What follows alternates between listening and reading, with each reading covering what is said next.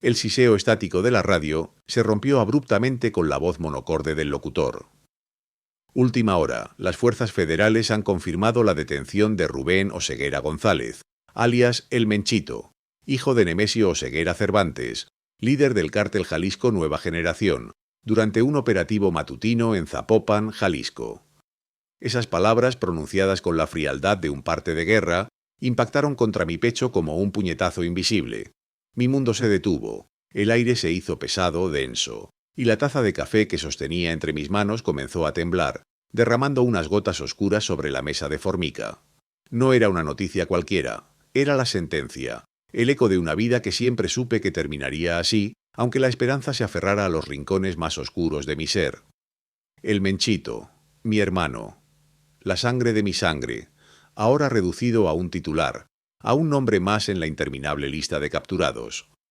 Mi nombre para el mundo no importa, pero para mí y para aquellos pocos que quedan soy el otro hijo, el que eligió la sombra, mientras él se bañaba en la luz macabra de los reflectores. Crecí en un pequeño pueblo escondido entre las montañas de Michoacán, donde el tiempo parecía transcurrir a un ritmo diferente, ajeno al bullicioso caos del mundo exterior. Calles de tierra, casas de adobe que se aferraban a las laderas, el murmullo constante del río y el olor a leña quemada flotando en el aire al atardecer. Esa fue mi cuna, la de Rubén y la mía. Una infancia aparentemente inocente, marcada por los juegos bajo el sol inclemente, las carreras por los maizales y el silbido del viento en nuestros oídos, mientras trepábamos a los árboles más altos, creyéndonos reyes de un diminuto reino verde. Nuestra casa era sencilla, pero llena de vida. Mi madre, una mujer de manos callosas y mirada tierna, nos enseñó el valor del trabajo y la fe. Mi padre, un hombre de pocas palabras pero presencia imponente, era el pilar de nuestra familia. O eso creíamos en aquel entonces. Para un niño, un padre es un héroe infalible, una figura de autoridad benevolente, y el nuestro no era la excepción. Su reputación en el pueblo era la de un hombre respetado, influyente, alguien a quien la gente acudía en busca de consejo o ayuda. Nunca nos faltó nada, pero tampoco hubo lujos ostentosos. La normalidad era nuestra bandera, aunque ahora, al mirar hacia atrás, comprendo que esa normalidad era una delicada fachada, construida sobre cimientos que ya empezaban a resquebrajarse. Rubén, mi hermano mayor por unos pocos años, era diferente. Tenía una energía inagotable, una ambición desmedida que no encajaba en los confines de nuestro pequeño pueblo. Sus ojos, siempre inquietos, buscaban algo más allá del horizonte. Recuerdo sus sueños de grandeza, sus planes para hacerse de un nombre, a menudo susurrados bajo la luz de las estrellas, mientras yo solo anhelaba una vida tranquila, sin sobresaltos. Él quería el mundo, yo solo quería mi pedazo de tierra y la paz de mi hogar. Esa diferencia apenas perceptible en nuestra niñez se convertiría en un abismo infranqueable con el paso del tiempo. Los primeros indicios fueron sutiles, casi imperceptibles. Ausencias prolongadas que se justificaban con negocios en la ciudad, regalos inesperados que nadie preguntaba de dónde venían y un cambio en la mirada de mi padre, una sombra de preocupación que se posaba en sus ojos cuando creía que nadie lo veía. Rubén dejó de ser el hermano juguetón para convertirse en un joven enigmático, con un aura de misterio y una prisa constante. Sus visitas al pueblo se hicieron más esporádicas, siempre rodeado de hombres corpulentos y silenciosos, cuyas miradas escrutadoras me hacían sentir un escalofrío en la espalda. En las noches a veces escuchaba fragmentos de conversaciones entre mis padres, palabras en voz baja, cargadas de preocupación, menciones a problemas y gente peligrosa. La tensión silenciosa invadió nuestro hogar como una enfermedad contagiosa. Las risas se volvieron menos frecuentes. Las comidas familiares, antes ruidosas y llenas de anécdotas, ahora eran momentos de incómodo silencio, interrumpidos solo por el sonido de los cubiertos. Mi madre oraba con más fervor, su rosario siempre entre sus manos ávidas de consuelo. Mi padre, por su parte, se encerraba más en sí mismo, sus cejas fruncidas en una preocupación perpetua que lo envejecía a pasos agigantados. Yo, un niño entonces, sentía que algo irreparable se estaba gestando, una fuerza oscura que nos arrastraba lejos de la inocencia y la tranquilidad. Rubén había comenzado a involucrarse. Al principio eran pequeños encargos, luego cosas más grandes, hasta que su nombre empezó a susurrarse en las conversaciones de los adultos, acompañado de un tono de respeto teñido de miedo. Las actividades ilícitas que antes eran rumores lejanos, ahora tenían un rostro familiar, el de mi propio hermano. Cada vez que regresaba percibía un cambio en él, una dureza en sus facciones, una frialdad en sus ojos que antes eran cálidos. Ya no hablaba de sueños, sino de poder, de control, de respeto forzado. Las alusiones a la empresa y a la gente eran cada vez más directas, más ominosas. Intentaba ignorar lo que sucedía, aferrarme a la imagen de mi hermano mayor que me enseñó a pescar en el río. Pero la realidad era ineludible. El crimen organizado había puesto sus garras en nuestra familia, y Rubén era la punta de lanza de esa invasión. La inocencia se había ido para no volver, reemplazada por el miedo y la incertidumbre. Y mientras el noticiero seguía con su monólogo sobre la captura, una parte de mí, la que había crecido con él, sintió un pellizco de tristeza, el lamento por la vida que pudo haber sido, por el hermano que se perdió en el abismo. Pero otra parte, la que había convivido con la creciente oscuridad, sintió un frío recordatorio. Esto solo era el principio de una historia mucho más compleja y dolorosa. Si te interesa esta historia impactante, no olvides suscribirte para no perderte el resto de nuestro contenido. Este es solo el comienzo. La transformación de mi hermano, de ese joven con ojos soñadores a la figura temida, que conocerían como el Menchito, fue un proceso insidioso, casi imperceptible al principio, pero brutalmente evidente al final. Al principio eran solo ausencias prolongadas, llamadas furtivas desde números desconocidos, y una nueva frialdad en su mirada que antes nunca había existido. Luego, el cambio se hizo más tangible. Ropa de marca que antes no podía permitirse, dinero en efectivo que aparecía de la nada, y un séquito de sombras cada vez más grande que lo acompañaba a todas partes. Yo lo observaba desde la distancia, con una mezcla de fascinación y terror. Mi hermano, el que solía enseñarme a cazar conejos en la sierra, ahora era un hombre diferente, endurecido, con una autoridad que se sentía en el aire a su alrededor. La vida en nuestra casa se convirtió en una danza macabra entre la opulencia y el miedo. De repente teníamos lujos que antes eran impensables, televisiones enormes, vehículos nuevos, joyas para mi madre, pero cada regalo venía envuelto en una tensión invisible, un silencio que pesaba más que cualquier conversación. Sabíamos que ese dinero no venía de fuentes honradas, y la presencia constante de hombres armados en las cercanías de nuestra propiedad era un recordatorio perpetuo de la nueva realidad. El nombre de El Menchito comenzó a susurrarse en las calles del pueblo, primero con curiosidad, luego con un respeto teñido de pavor.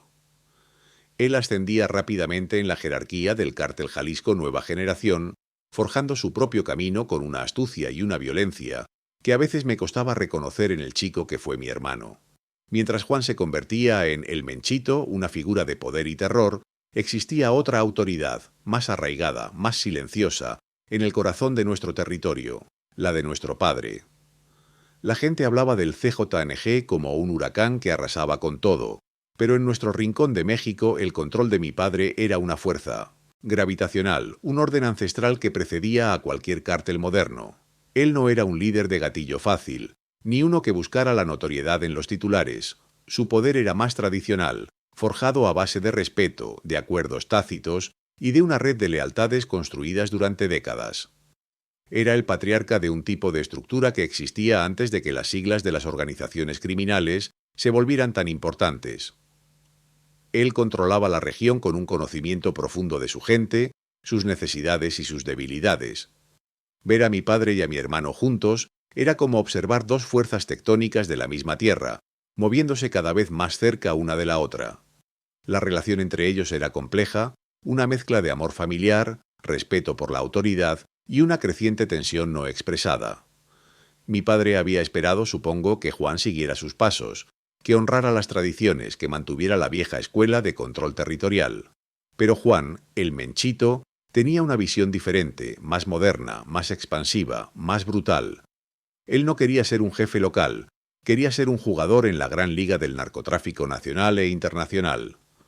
Las expectativas de mi padre pesaban sobre Juan como una losa, y yo podía sentir la presión que se acumulaba entre ellos, una presión que se manifestaba en silencios incómodos durante las pocas cenas familiares que aún compartíamos. Yo, por mi parte, intentaba mantener a raya la marea que amenazaba con ahogarnos a todos. Me aferraba a la aparente normalidad de mi vida, a mis propios sueños de un futuro que no estuviera manchado de sangre. Intentaba ignorar las camionetas blindadas que pasaban frente a nuestra casa, los hombres con radios en el oído que escoltaban a mi hermano, e incluso las noticias que empezaban a mencionar al CJNG con mayor frecuencia. Me engañaba a mí mismo pensando que todo esto era una fase, que Juan en algún momento volvería a ser el hermano que yo conocía. Mis aspiraciones eran sencillas: estudiar, quizás salir del pueblo, construir una vida propia, lejos de las sombras de mi familia.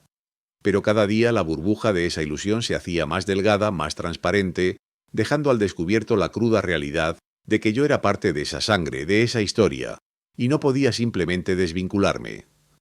La violencia, aunque no siempre visible directamente en nuestra casa, era un telón de fondo constante. Sabíamos de enfrentamientos, de desapariciones, de cargamentos que no llegaban a su destino, o que, por el contrario, lo hacían con una eficiencia aterradora. La influencia de Juan crecía exponencialmente, y con ella el alcance de sus operaciones. Él ya no era solo el hijo del jefe local, era un estratega, un ejecutor, alguien a quien se le atribuían acciones audaces y despiadadas. Y mientras el CJNG se consolidaba como una de las organizaciones más poderosas y temidas de México, mi hermano se alzaba como una de sus figuras más prominentes. Las conversaciones en casa se volvían más evasivas. Las preguntas de mi madre sobre Juan se respondían con monosílabos, y el rostro de mi padre se tensaba cada vez que el nombre de su hijo mayor era pronunciado por un tercero. Yo anhelaba la paz, el regreso a esa vida sencilla de antaño, pero sabía que era un deseo fútil. El río ya había desbordado su cauce, y nosotros estábamos a merced de su corriente. Mis propios sueños, mis aspiraciones personales, parecían insignificantes frente a la magnitud del drama que se desarrollaba a mi alrededor. Era como si el destino de nuestra familia estuviera siendo escrito con tinta roja, y yo solo era un espectador forzado en la primera fila.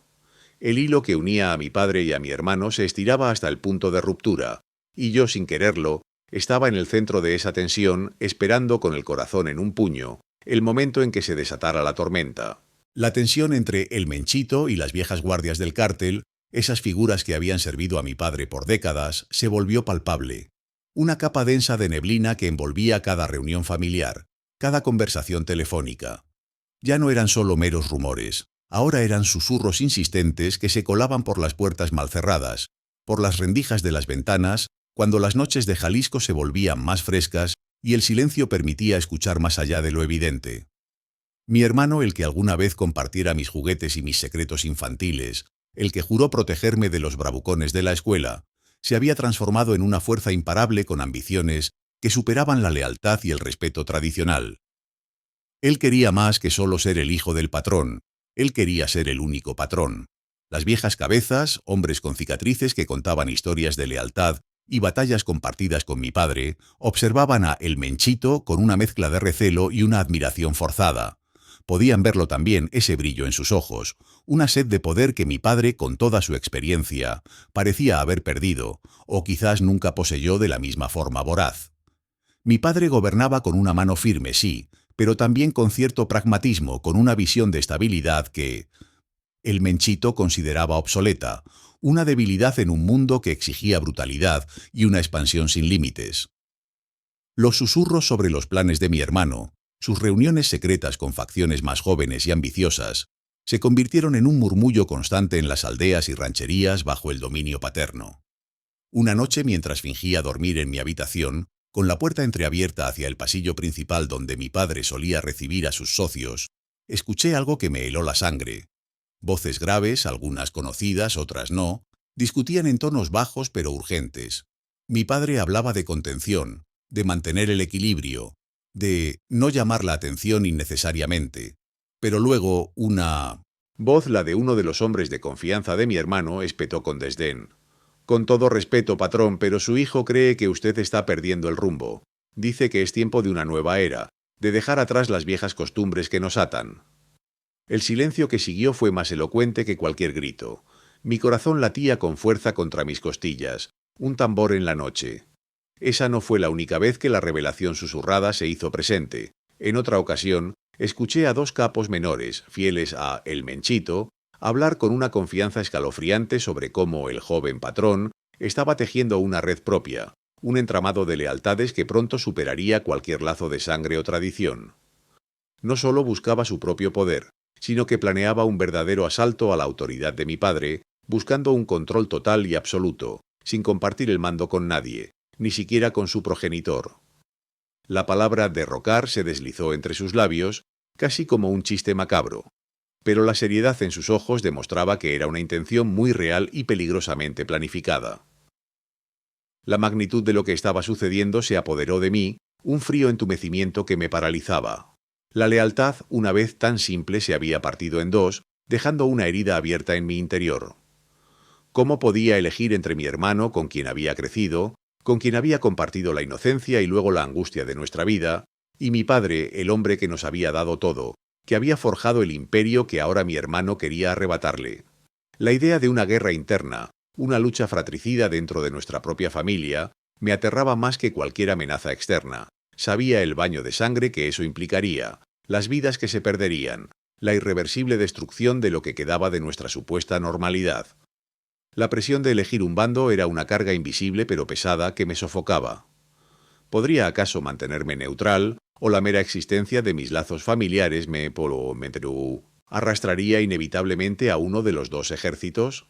Veía a mi hermano moverse con una audacia calculada, sus ojos brillando con una ambición feroz, mientras mi padre, poco a poco, empezaba a parecer más encorvado, sus decisiones teñidas de una melancolía que antes no le conocía.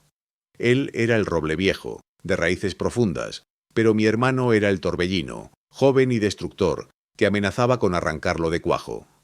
Yo era el observador silencioso, el confidente involuntario de un drama que se desplegaba ante mis ojos, incapaz de intervenir, temiendo las consecuencias de cualquier acción o inacción. Cada cena familiar, cada encuentro casual, se convertía en un campo de minas. Las palabras de mi hermano, a veces llenas de una falsa deferencia hacia mi padre, resonaban con una sutil amenaza oculta. Mi padre, por su parte, respondía con una sabiduría curtida, intentando desviar el curso de la ambición con consejos sobre la paciencia y la prudencia, palabras que a el Menchito le resbalaban como agua. Era como observar un juego de ajedrez, donde las piezas se movían no en un tablero, sino en la realidad cruda y violenta, donde cada movimiento tenía el peso de la vida o la muerte. Mi mente repasaba una y otra vez las implicaciones de lo que había escuchado. Si el Menchito lograba su cometido, el cártel se transformaría, volviéndose aún más implacable, más descarado. La vieja escuela de mi padre, que, aunque violenta, se regía por ciertos códigos y un intento de mantener un perfil relativamente bajo, sería reemplazada por una brutalidad desmedida, una exhibición de poder que arrastraría aún más conflictos. Yo sabía que mi hermano no dudaría en eliminar cualquier obstáculo, cualquier persona, incluso si llevaban su misma sangre, si se interponían en su camino hacia el control absoluto. El miedo me invadía, un miedo frío y constante, por mi padre, por mí, por todos los que sin saberlo estaban a punto de ser arrastrados por una marea de ambición desmedida. La paz, esa frágil ilusión que habíamos intentado mantener en medio del caos, estaba a punto de romperse en mil pedazos. La tensión en el ambiente se podía cortar con un cuchillo, una presencia opresiva que se había instalado en cada rincón de nuestra casa, en cada mirada que se cruzaba entre ellos.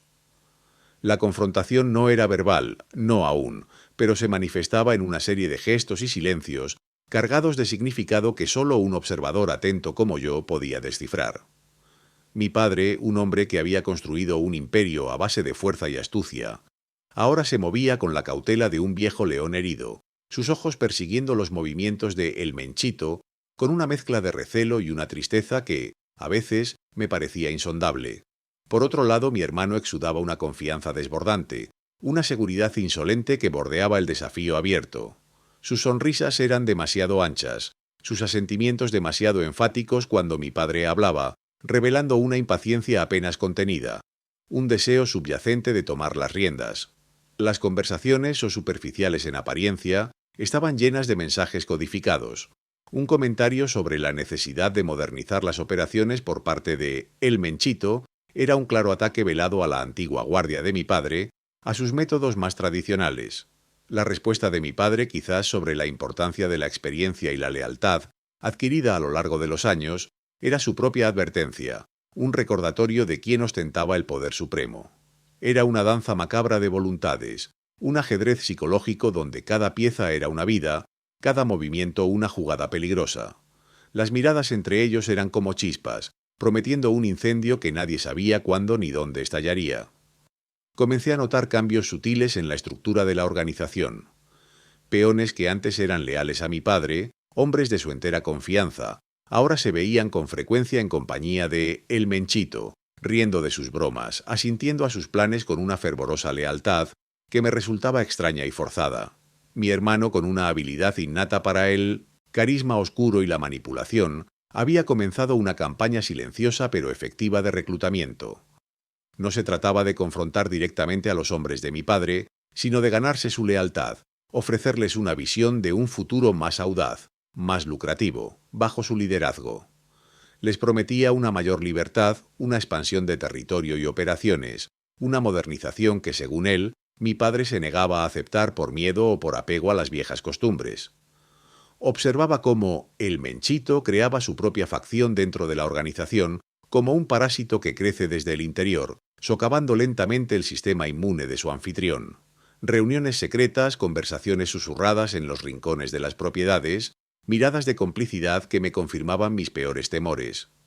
Él estaba construyendo su propio ejército, hombres jóvenes y ambiciosos que veían en él la promesa de un poder sin límites, sin las restricciones morales o estratégicas que mi padre a veces imponía. Eran hombres dispuestos a todo, hambrientos de la violencia y el control que el Menchito les ofrecía. Mi hermano les estaba alimentando su hambre de poder, prometiéndoles una porción del pastel, siempre y cuando juraran lealtad a él y a su visión. Este proceso de socavar a mi padre era dolorosamente lento, pero implacable. El Menchito no buscaba una confrontación abierta de inmediato. Era demasiado calculador para eso. Prefería desmantelar el poder de su padre pieza por pieza, despojándolo de sus apoyos, de sus hombres de confianza, hasta que solo quedara la cáscara vacía de su autoridad. Escuchaba a escondidas conversaciones en las que mi hermano desprestigiaba las decisiones de mi padre, insinuando que era un líder anticuado, que no entendía la dinámica actual del negocio, que su visión era limitada y que estaba frenando el verdadero potencial del cártel. Con cada comentario, con cada hombre que se sumaba a su causa, la base de poder de mi padre se erosionaba un poco más, como una montaña que se desmorona grano a grano. La información que poseía se convirtió en una carga insoportable, un veneno que me carcomía por dentro. Sabía los planes de mi hermano, la magnitud de su traición, la inminente catástrofe que se cernía sobre nuestra familia. Pero, ¿con quién podía hablar? ¿A quién podía contarle sin poner mi propia vida en riesgo o la de mi propio padre? La simple mención de los planes de el Menchito sería interpretada como una traición hacia él, y la lealtad en este mundo era un asunto de vida o muerte. Si mis palabras llegaban a los oídos equivocados, sería marcado como un enemigo, un informante, y mi destino sería sellado. El peso de este secreto me abrumaba. Me sentía atrapado en una jaula invisible, observando cómo dos fuerzas titánicas se preparaban para chocar, y yo, un simple mortal, era el único testigo de esta tragedia familiar inminente. La posibilidad de advertir a mi padre me rondaba la cabeza día y noche. ¿Cómo reaccionaría? ¿Me creería? ¿O vería mi advertencia como un intento de sembrar discordia, una señal de debilidad o, peor aún, de complicidad? La dinámica de poder era tan compleja, tan enredada, que cualquier paso en falso podía tener consecuencias irreversibles. La lealtad en nuestro mundo no era un concepto moral, sino una estrategia de supervivencia, y la mía estaba terriblemente dividida. La mirada de mi padre a veces se posaba en mí con una expresión que no lograba descifrar. ¿Intuía él algo? ¿Sospechaba de las maquinaciones de su propio hijo? No lo sabía. Su semblante antes inquebrantable ahora mostraba signos de fatiga, de una preocupación que no lograba ocultar del todo. Él era un hombre que había sobrevivido a innumerables batallas, a conspiraciones y traiciones, pero esta vez la lanza venía de dentro de su propia sangre, de la mano de su propio hijo. Eso era un golpe que ni siquiera su vasta experiencia podía haberle preparado. El miedo no era solo por mi vida, sino por la devastación que una guerra interna traería. Sabía que el Menchito no dudaría en usar la fuerza bruta para imponer su voluntad, que no respetaría las antiguas alianzas. El derramamiento de sangre sería monumental, y muchas familias, muchas vidas inocentes, serían arrastradas a este torbellino de ambición desmedida. La idea de que el mundo que conocíamos, por retorcido que fuera, se desintegrara en un caos aún mayor, me llenaba de una desesperación silenciosa. Yo era el portador de un conocimiento que podía cambiar el destino de muchos, pero el precio de compartirlo era demasiado alto, un sacrificio que no sabía si estaba preparado para hacer. Así, en este tenso silencio, en esta confrontación muda, la escena estaba lista para la siguiente y quizás inevitable fase de esta tragedia familiar. Era una danza macabra de silencios tensos y miradas esquivas. Mi padre, el arquitecto de aquel imperio de sombras, comenzó a percibir las sutiles grietas en los cimientos que él mismo había erigido. No era un hombre ingenuo. Su ascenso al poder había sido forjado en la astucia y la desconfianza. Sin embargo, la ambición de su propio hijo era un veneno lento, casi imperceptible, que se había infiltrado en cada rincón de su organización. Empezó a tomar medidas, pequeños ajustes en la cadena de mando, reubicaciones de hombres leales, una discreta intensificación de la vigilancia en ciertos puntos clave. Eran movimientos defensivos, precauciones de un rey que siente la corona temblar, pero que aún no logra identificar la mano que la sacude con tal intensidad. Subestimaba la magnitud de la ambición de El Menchito, esa sed insaciable de control total que consumía a mi hermano. Creía que podía aplacar la llamarada con pequeñas represalias, sin darse cuenta de que la chispa ya había prendido el bosque entero. Yo era un peón en ese intrincado tablero, o al menos así me sentía. Mi posición, la de hermano del ambicioso y el hijo del amenazado, me convertía en un imán para las atenciones no deseadas. Miembros de la organización, hombres curtidos en 1000 batallas y leales a uno u otro bando, empezaron a orbitar a mi alrededor. Aquellos que mantenían la lealtad a mi padre se acercaban con una familiaridad forzada, intentando sondear mis pensamientos, buscando cualquier indicio de dónde residirían mis simpatías. Sus conversaciones, aparentemente triviales, estaban cargadas de un subtexto denso, preguntas indirectas sobre el paradero de mi hermano, sobre sus nuevas alianzas, sobre el descontento que se cocinaba a fuego lento en ciertos grupos. Querían saber si yo era un espía, una herramienta, o simplemente un testigo mudo. Por otro lado, los hombres de El Menchito eran más audaces, más frontales. Se jactaban de la visión de mi hermano, de su fuerza y de su modernidad, contrastándola abiertamente con la antigua guardia y las formas obsoletas de mi padre. Intentaban ganarme para su causa, no con amenazas directas, sino con la promesa de un futuro glorioso bajo el liderazgo de mi hermano, un futuro donde los que elijan bien serían recompensados. Me ofrecían un lugar, un papel, una oportunidad de ascender en la nueva estructura. Yo los escuchaba a todos, con una máscara de neutralidad y una sonrisa superficial, asintiendo en los momentos adecuados, disculpándome con pretextos triviales en los momentos incómodos, siempre con el corazón desbocado y la mente gritando. Convertirme en mensajero, en espía involuntario, era una tortura. Cada palabra que escuchaba era una bala potencial, cada silencio, una trampa. Sabía que un paso en falso, una palabra maldicha, podría significar mi fin. La presión era aplastante, una soga invisible que se apretaba alrededor de mi cuello. La ruptura definitiva llegó de una manera que pocos habrían anticipado. Un evento menor en la superficie, pero simbólico en su profundidad.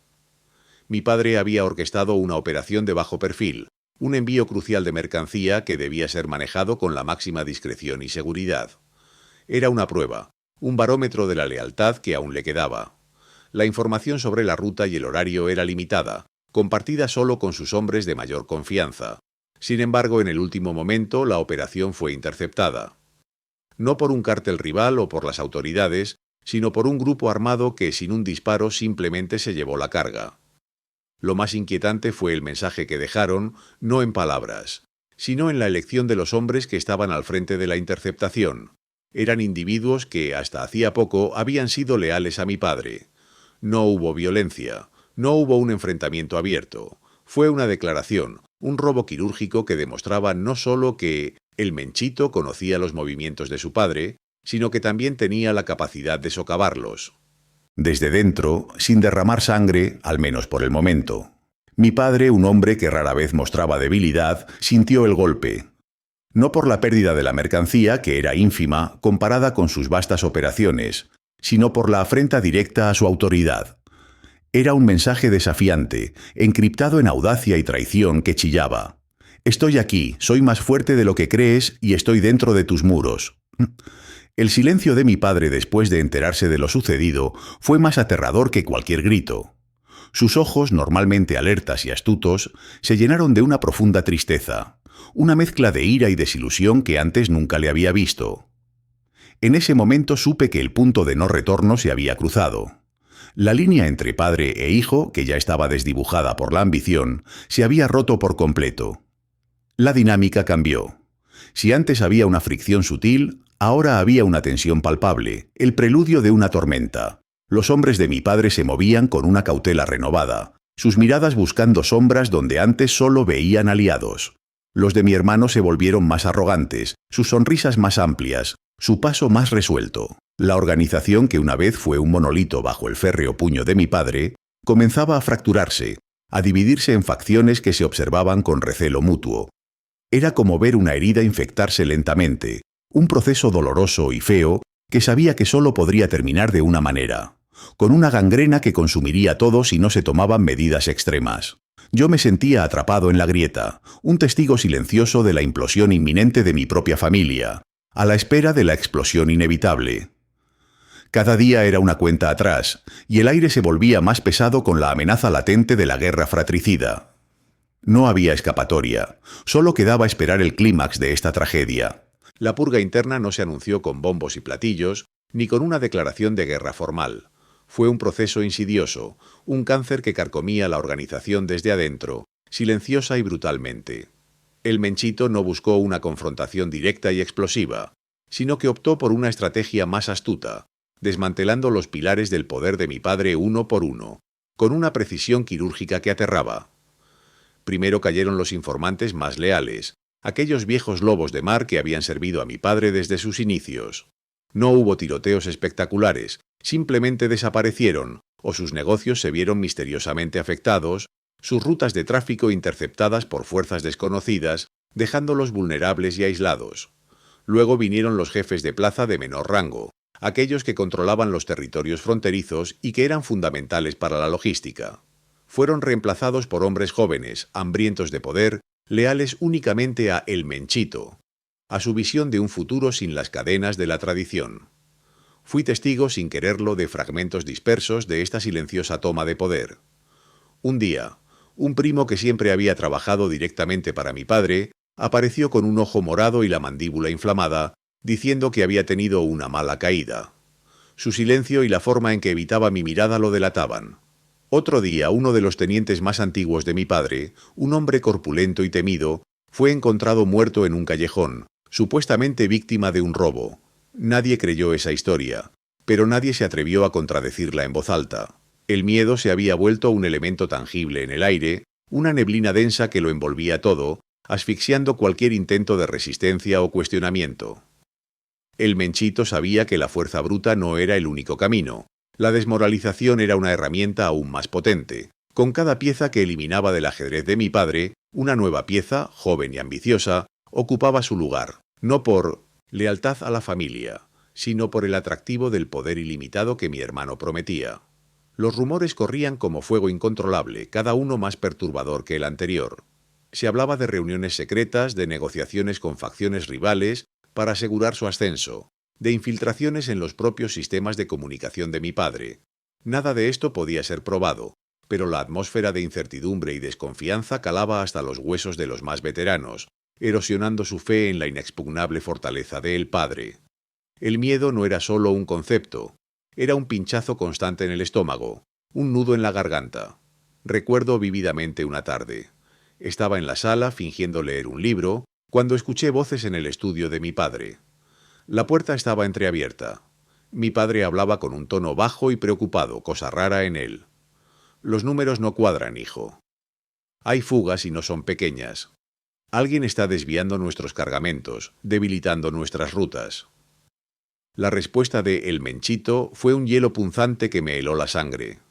Padre, los tiempos cambian. Tal vez su gente ya no es tan eficiente como antes, o tal vez simplemente hay quienes entienden que para avanzar hay que dejar ir lo que nos pesa.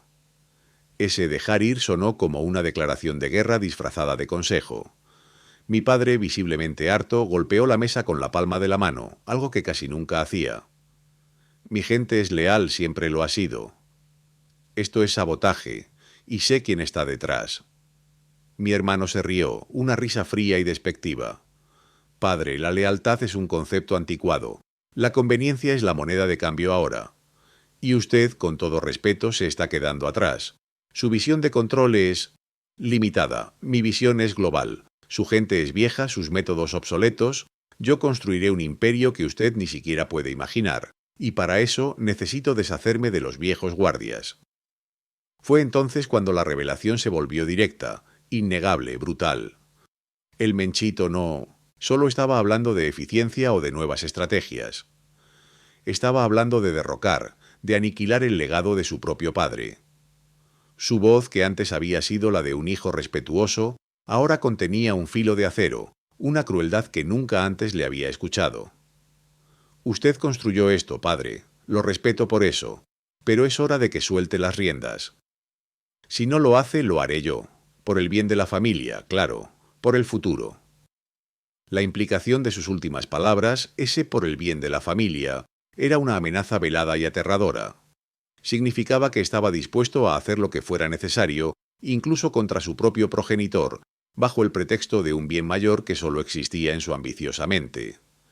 Mi padre, sentado frente a él, se encogió ligeramente, su rostro surcado por una expresión de dolor y traición. No era solo el poder lo que mi hermano quería, era una humillación pública. Era borrar la sombra de su padre para afirmar la suya propia con una ferocidad inaudita. Salí de allí, mi corazón latiendo desbocado, la cabeza zumbando con las palabras de El Menchito. No había vuelta atrás. La guerra no era solo inminente, ya había comenzado en silencio en la oscuridad, y yo era un espectador forzado en primera fila de la tragedia que se cernía sobre mi propia sangre. El miedo se apoderó de mí con una intensidad nunca antes experimentada. Un miedo no solo por mi vida, sino por la aniquilación total de todo lo que habíamos conocido. Vi la chispa de la locura en los ojos de mi hermano, la convicción inquebrantable de que su camino era el único, y que nada ni nadie lo detendría. Estábamos presenciando el nacimiento de un monstruo, forjado con la ambición y la sangre de su propia familia. La autoridad de mi padre comenzó a desmoronarse de la manera más cruel y paulatina. No fue una explosión, sino un lento y doloroso proceso de erosión, como una montaña que se deshace grano a grano, bajo la constante embestida del viento implacable. Los murmullos se hicieron más fuertes. Los viejos leales que habían servido a mi padre durante décadas empezaron a desaparecer o, peor aún, a cambiar de bando, seducidos por la promesa de un poder renovado o sometidos por el miedo palpable que El Menchito proyectaba. Recuerdo a don Ricardo, un hombre que había sido como un tío para mí, siempre leal, siempre con una palabra amable. Un día su rancho apareció calcinado y él desaparecido. La noticia voló como pólvora entre la gente de mi padre, sembrando el terror y la certeza de que la vieja guardia estaba siendo desmantelada sistemáticamente. Ya no había lugar para la lealtad sentimental, solo el pragmatismo brutal de la supervivencia. Mi padre, que una vez fue el epicentro inamovible de nuestro mundo, se fue encogiendo en su estudio, su mirada antes resuelta ahora cargada de una tristeza infinita, una soledad abrumadora. Observaba desde la distancia cómo su imperio, construido con sudor y sangre a lo largo de décadas, era desmantelado pieza por las manos de su propio hijo. Los hombres que antes le juraban lealtad incondicional ahora evitaban su mirada, susurrando excusas para no presentarse a las reuniones o para no cumplir con sus órdenes. En un principio mi padre intentó resistir, reuniendo a los pocos que le quedaban, intentando reafirmar su autoridad. Pero cada intento era más débil que el anterior, cada esfuerzo respondido con una muestra de fuerza más contundente por parte de El Menchito. Se hablaba de entregas interceptadas, de rutas de contrabando desviadas, de contactos cruciales silenciados. No eran ataques directos a la persona de mi padre, sino una sofocación económica y operativa que lo ahogaba lentamente, dejándolo sin recursos y sin opciones. Los que quedaban a su lado, entre los que me incluía yo, sentíamos la impotencia como una losa sobre nuestros hombros. La figura imponente de mi padre se transformaba en la de un rey despojado de su corona, sentado en un trono que se hundía. El Menchito, por su parte, se movía con una eficiencia y una crueldad que helaban la sangre.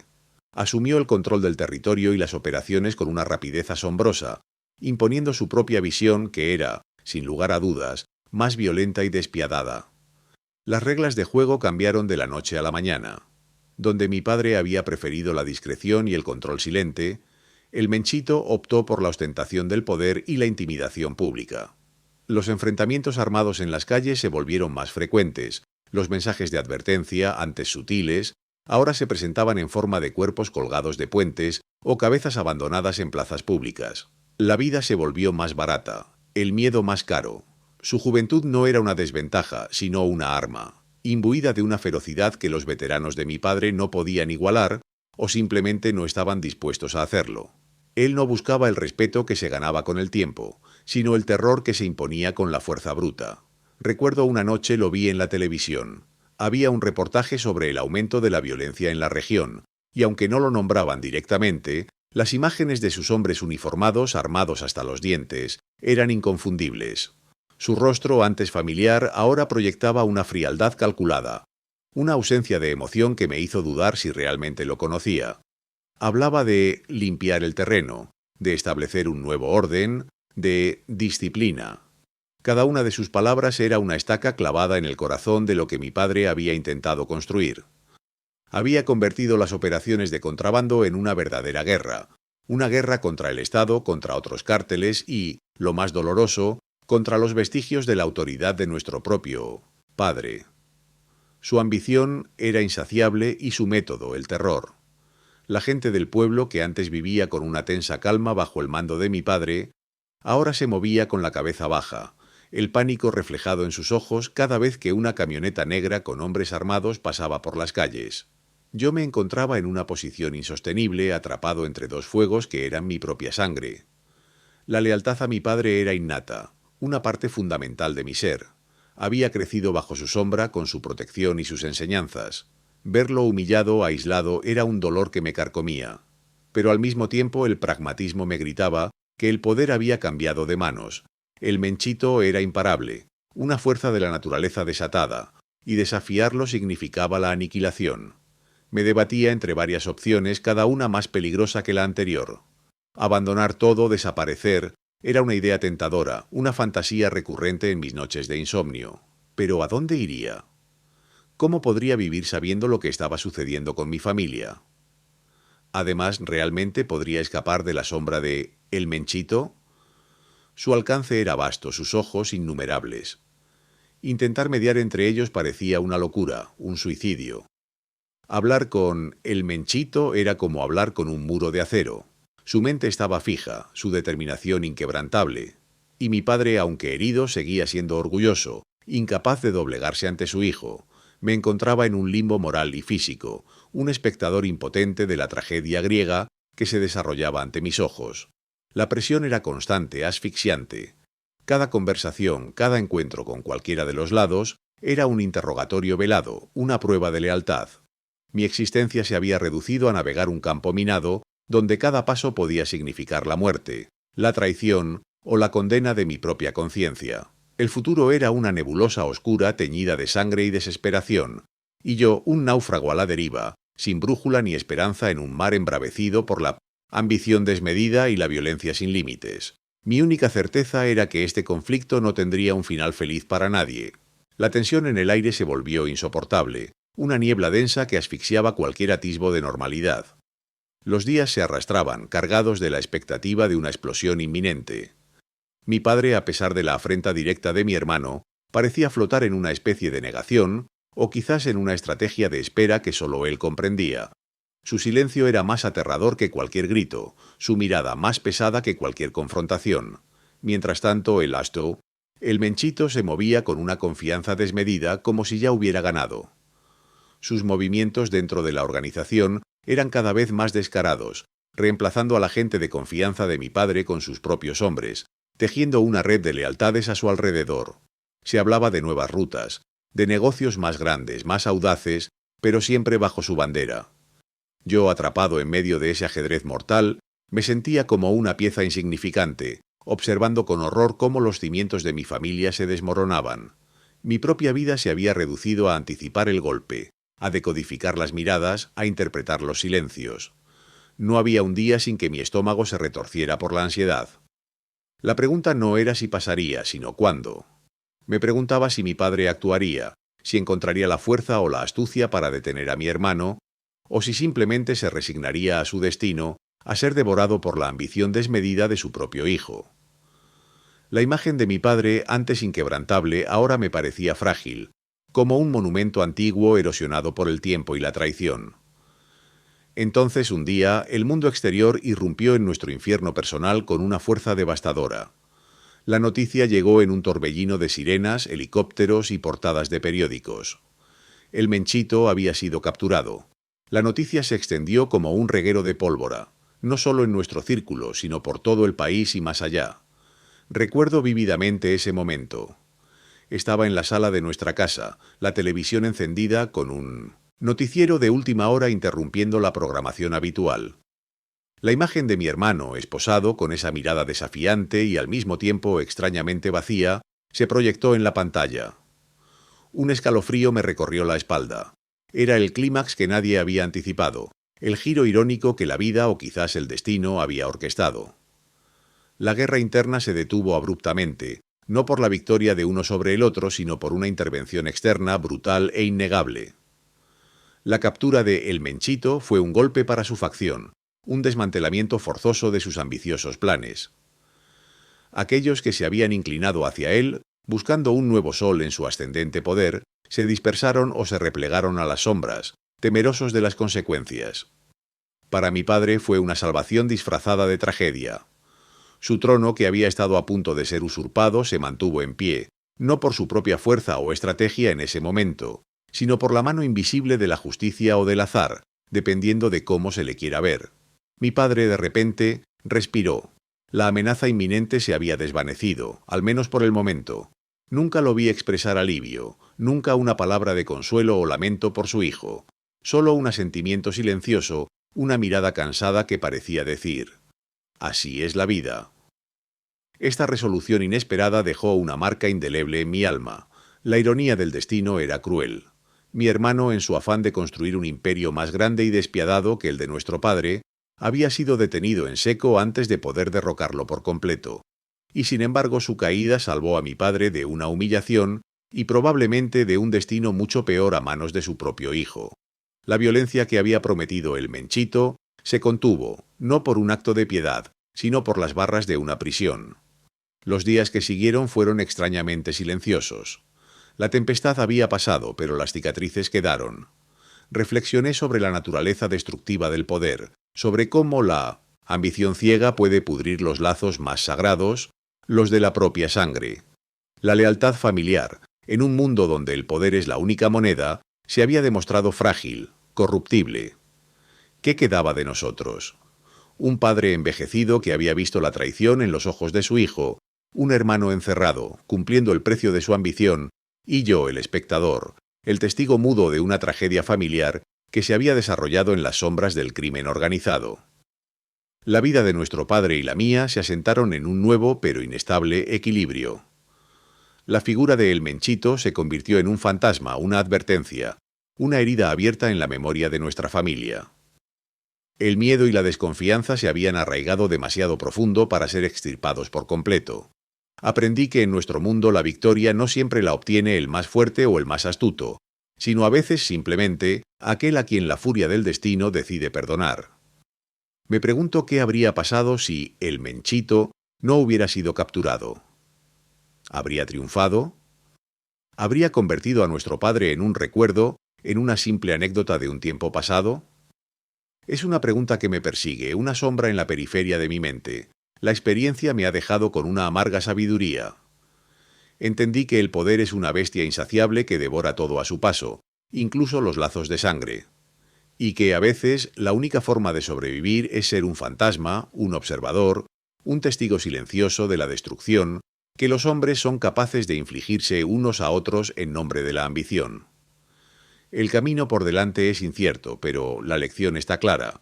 La sombra de El Menchito siempre será una parte de nuestra historia, un recordatorio constante de lo que pudo haber sido, y de la delgada línea que separa la lealtad de la traición, el amor del poder y la familia de la aniquilación. La historia de mi hermano, el que quiso derrocar a nuestro padre, es una advertencia, un eco persistente en el silencio de nuestras vidas. Y la nuestra, la de los que quedamos, es la de la supervivencia en un mundo que no perdona. Deja un comentario abajo si esta historia te ha impactado Y si quieres conocer más historias como esta, aquí te dejamos un video que seguro te interesará.